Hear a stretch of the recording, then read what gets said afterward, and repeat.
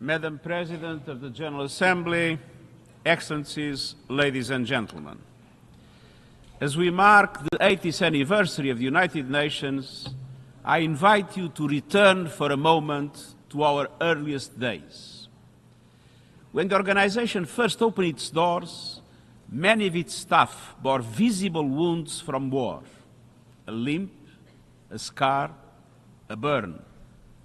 One of them was Major Brian Urquhart, the second person to be hired by the UN. A British soldier during the Second World War, he had been blown up on a ship in the Channel, witnessed the liberation of the Bergen-Belsen concentration camp, and carried for the rest of his life the limp from a parachute that failed to open. He was not alone. A clerk might quietly mention a bullet wound. A delegate, the shard of shrapnel still lodged in its chest. They had seen the worst of humanity, the horrors of the death camps, the cruelty of combat, cities entirely wiped out. And it was precisely because of what they had witnessed that they chose to serve peace. Excellencies, there is a persistent myth that peace is naive, that justice is sentimental, that the only real politics is the politics of power and self-interest. But those early staff were not idealists untouched by reality. They had seen war and they knew. Peace is the most courageous, the most practical, the most necessary pursuit of all.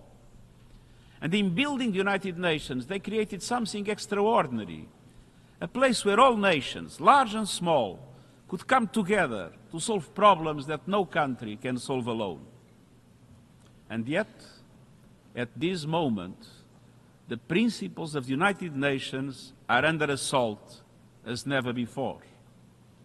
As we meet, civilians are targeted and international law trampled in Gaza, the Ukraine, Sudan, and beyond.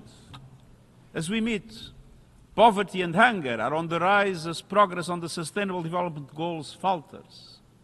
As we meet, the planet burns with fires, floods, and record heat raging through climate chaos. And at the same time, we are moving towards a multipolar world, but without strong multilateral institutions, multipolarity has its risks, as Europe learned in the First World War. To meet these challenges, we must not only defend the United Nations, we must strengthen it.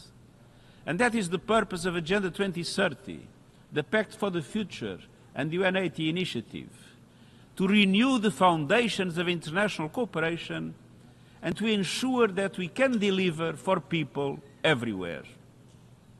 Excellences, au fil des Excellencies, over the years, our organization has led the way to some of humanity's greatest triumphs.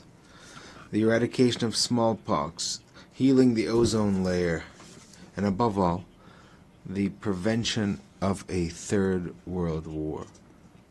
The tests of the next 80 years will be both familiar and new.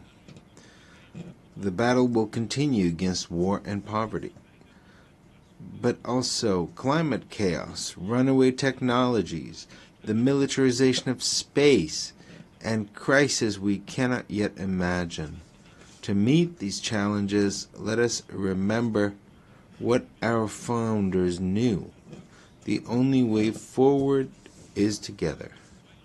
Let us rise to this moment with clarity, courage, and conviction, and let us realize the promise of peace. Thank you.